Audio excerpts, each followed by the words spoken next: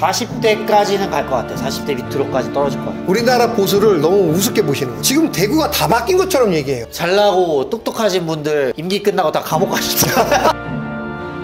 오늘 주제는 이제 곧 대선이지 않습니까? 이번엔 너무 좀 일방적인 것 같긴 한데. 그런가요? 네, 좀 일방적. 아직 제 정치적 네. 성향을 모르시나 보시네요.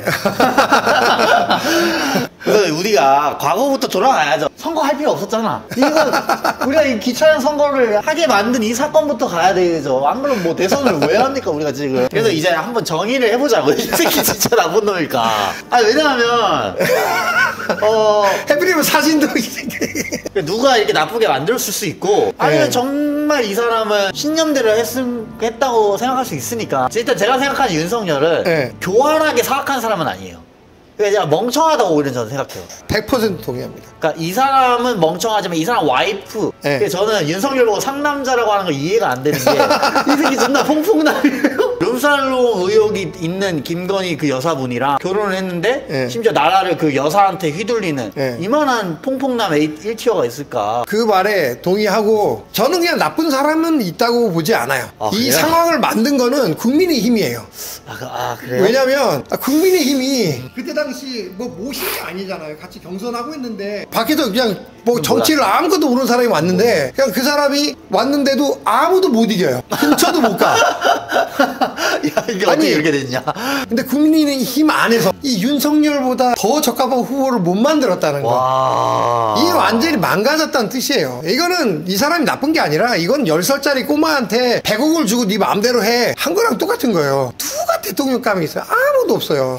저기 을지로 가가지고 아무나 찍어도 아무나 좀 나이 좀 있는 사람 부장님 아무나 찍어서 대통령 후보 올려도 지금의 국민의힘 후보보다 나을 것 같다니까요. 원래 윤석열은 대통령 될 생각 있었어요? 누구라도 가능성이 있으면 다 하는 것 같아. 하긴. 나는 대통령 후보로 나온 사람들 보면 지금 한 6명인가 7명인가 지금 대통령 후보로 나왔잖아요. 네네네. 다들 자기가 된다고 생각해요. 그랬어. 나도 그랬어. 나도 반장 선거 나갈 때 내가 그래 되지 않을까 이 생각했어요. 코미디언도 마찬가지예요. 코미디언들이 딱 나와가지고 다 자기가 제일 웃겼다고 생각해. 뒤집을 수 있다 내가. 가장 큰 문제는 윤석열이 이제 김건희한테 꽉 잡혀 산다. 그게 진짜 맞는 것 같아요. 그래서 대통령 후보를 갖다 우리가 볼 때 부인도 봐야 돼요. 그러니까 그 부인의 자질 이런 걸 보는 게 아니라 중요하다. 그거 진짜 중요하다. 저 부인이 저 남편을 휘어잡고 있나? 저 부인이 남편을 꼼짝 못하게 하는가? 이것도 꼭 봐야 돼요. 오케이. 안 그러면 윤석열 나요, 윤석열. 그래서 우선 고백을 한번 합시다. 난 우리 온 국민이 네. 책임을 져야 된다고 생각해. 지금 네. 조금의 투표권이 있다는 건 네. 권리가 있고 책임도 있는 거잖아요. 네. 지난 대선 때 그래서 윤석열 뽑았냐고. 나는 못 뽑았어요. 나 이때 코로나 걸려가지고 병원에서 갇혀 있었어요. 그러니까 윤석열, 이재명 둘 다 찍을 생각이 없었어요. 그러면 이게 오히려 나쁜 게 아닌가? 차라리 이재명을 찍었어야 되는 아니. 차라리? 나는 조금 생각이 달랐던 게 윤석열이 여론조사 해보면 높은 걸 보고 나는 그때 무슨 생각이냐면 야 대한민국 조금 더 고생해봐야 된다. 그런 생각 가진 것도 지금 너무 미안해. 미안해야 돼요. 저는 지난 대선 때 저는 당당하게 윤석열 뽑았어요. 근데 왜? 젊어요. 저 몇 번 대선 치르지도 않았고 네. 저는 정치에 관심이 1도 없던 사람이야. 그게 건강한 나라죠. 정치에 관심 없는 게 건강한 나라죠. 저는 그 전두환 시절 그런 데도 안 겪었고 봤고 그러다 보니 해피해피하게 살다가 이재명 뉴스 관련해서 막 그때 막 뭐 형수 보고 뭐 이런 얘기 나올 때니까 저 사람 존나 나쁜 사람이다. 저런 사악한 사람이 대통령이 돼? 근데 윤석열 봤어. 깨끗하잖아. 뭐가 깨끗해? 모르겠어. 근데 이 사람이 혹했다고 자기 동지도 막 잡아넣는 그렇게 막 했잖아요. 이미지 포장을. 그래서 가스라이팅 제대로 당했구만. 나 그냥 당한 거야. 내가 알기로 그때 윤석열이 좋다기보다도 이재명이 싫어서 윤석열을 찍은 사람 생각보다 굉장히 많아요. 그래서 이제 누구 뽑을 거야? 네, 뭐 누구 뽑을 사람 있어 여기 지금 왼쪽에? 아니 이 사람은 왜 집어넣었어 이 사람? 하여튼 이 사람 좋아했는데 이 사람 아직 시간이 좀 필요한 것 같아. 이준석 의원님은 저도 참 똑똑하고 그래서 처음에도 되게 좋아하고 했는데 요즘 하시는 거 보면은 자기 그 허원아님 그 의원님이랑 자기 집안도 못 이끌어 가시는데 아직 그래서 키우셔야 돼. 저는 진짜 진심으로 셋 중에 제일 위험한 사람이라고 봐요. 오. 위험한 사람이 어떤 사람이냐면 그러니까 학식이나 그 지혜가 부족한데 말 잘하는 사람들. 때로는 져야 되는데 내가 잘못했구나 해야 되는데 어떻게든 끝까지 안 죽는단 말이에요. 이런 사람이 이제 비뚤어지게 자꾸만 한 행동들이 계속 쌓이면 위험하죠. 그러니까 좀 말을 좀 못했었는데 내가 옛날에 나경원 의원 나왔을 때 토론에 나오면 진짜 막 속으로 좀 저 입을 갖다가 막 이런 생각도 하고 그랬는데 이준석이랑 토론하는데 막 진짜 막 거의 막 눈물을 뽑는 걸 보고 진짜요? 욕설을 당할 때 제발 과장과 왜곡을 멈춰주십시오. 제발 과장과 왜곡을 멈춰주십시오. 그때 처음으로 나경원의 불쌍함을 한번 느꼈는데 진짜 위험한 사람이에요. 지혜와 지식이 없는데 말 잘하는 사람. 이런 사람들이 나중에 잘못하면 독재자 돼요. 저는 되게 신기한 게 그러니까 대통령 된 사람들 중에서 서울대 나온 사람 있어요? 그냥 똑똑하기만 하면 대통령이 될 수 없어. 사람들이 좀 져주고 이래야 돼. 그러니까 저는 이분이 누군지도 몰랐어요. Who are you? 한덕수 후보랑 싸우는 거 보고 이 사람 그래도 뚝심 있네. 저는 이제 가지고 있는 지론이 서울대생은 제가 봤을 때는 시험 문제를 굉장히 잘 푸는 사람이에요. 그거는 확실하게 증명이 됐어요. 맞아. 근데 그만큼 다른 게 부족하지 않을까? 라고 좀 의심을 해보고. 본인이 연대생이어서 그래. 아니 서울대든 연대든 고대든 공부를 잘하면 분명히 부족한 게 있어요. 그러니까 그걸 봐야 되는데 우리나라에서는 서울대, 연대, 고대를 나왔다 그러면 다 잘한다고 생각한다고. 그러니까 어떤 짓을 해도 그냥 야 그래도 저 사람이 서울대 나왔는데 니보다는 똑똑하지 뭘 저 사람한테 훈계질하냐. 여러분 생각해보세요. 머리 좋다고 여러분 삶 걱정해줘요? 여러분이 어떻게 살고 여러분 삶이 팍팍하고 여러분 살림살이가 나아졌는지 신경 또 쓰냐고요. 근데 왜 자꾸 막 서울대만 뽑으려고요? 인성도 같이 봐야지. 잘 몰라요. 그러니까 셋 다 남자 모르죠. 안 만나. 네, 잘 모르지만 그래도 한 가지 제가 그래도 이분에 대해서 느낀 거는 지금 엄청 겸손해져 있어요. 그 겸손함이 사람이 착해서 겸손한 게 아니라 아직 세상이 너무 밟아버려서 7년 전까지만 제 느낌이 정확하지 않지만 그때까지만 해도 막 밟으면 막 들이받으려고 했던 것 같아요. 지금은 밟으면 밟혀주고 다 밟았냐? 유력 확정인 상태여서 그냥 마음이 그렇게. 그래서 저는 국민의힘이 되게 좋은 후보를 만들어줬어. 아마 그렇게 악마화시키지 않았고 그냥 그대로 했었으면 아마 지금 굉장히 날카로운 모습이 재수없어. 지새끼 같아. 이런 모습이 있을지 모르는데 이도저도 아닌 맛. 그게 약간 점생이 그런 이미지 있잖아. 딱 보면은 약간 재수없고 그런 이미지가 살짝 있잖아요. 아직도 저는 고민 중인데 대통령으로 뽑을지 안 뽑을지는 고민 중인데 지금 보수의 뜻이 바뀐 것 같아. 이분도 이재명을 이제 보수라고 칭하잖아요. 기존에 우리가 약간 보수가 아닌 진보라고 생각했던 것들이 옛날에 그게 지금은 오히려 우리의 보수적인 생각 그게 변했다?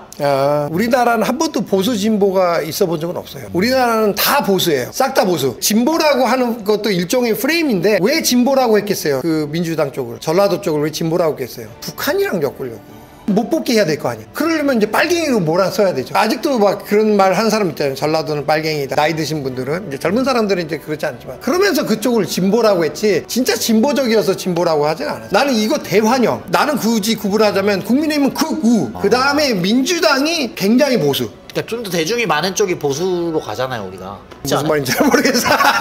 뭔 말인지. 어떤 국가가 있어. 네. 다수결인 곳이 보통 보수지 않아요? 그거는 조금 뭐 나라마다 다를 수 있는데 엄밀히 말하면 보수는 민주주의를 지지하지 않아요. 민주주의는 가면 갈수록 무정부주의로 가요. 점점. 보수는 약간 민주주의적인 것보다도 그래도 좀 똑똑한 사람이 나라를 이끌어야 되고 그리고 뭔가 아는 사람들이 의견을 내야 되고 어떻게 보면은 지금 우리나라가 아직도 보수 성격이 남아있던 게 지금 이번에 계엄에 대해서도 굉장히 많은 사람들이 무슨 얘기하냐면 그래도 계엄까지는 심했지만 그래도 그런 게 필요했었어. 아니 그런 얘기 한다니까요. 그런 게 필요했었어. 그러니까 누군가 한 명이 회초리 들고 이 우매한 국민들아 그게 되게 그 민주주의적이지 않은 사고인데 이제 진보 정당이 나와야 되는데 저는 우리나라에서 가장 진보적인 지역이 충청도예요. 그래요? 네. 전라도가 아니라? 전라도는 어떻게 보면 이제 억압의 반대급부로 그리고 프레임이죠. 니들은 진보다라고 프레임이 쌓인 거죠. 전라도도 경상도 못지않게 보수적이에요. 그 가장 진보적인 지역은 충청도예요. 충청도 가보세요. 냅둬. 거기는 막 누가 이렇게 막 해야 된다. 뭐는 어떻게 된다. 이게 없어요. 그냥 이렇게 보수적인 거는 남자와 여자가 결혼해야지. 오히려 충청도는 아유 남자가 남자 좋아할 수도 있지. 에이 뭐 놀아도 되지.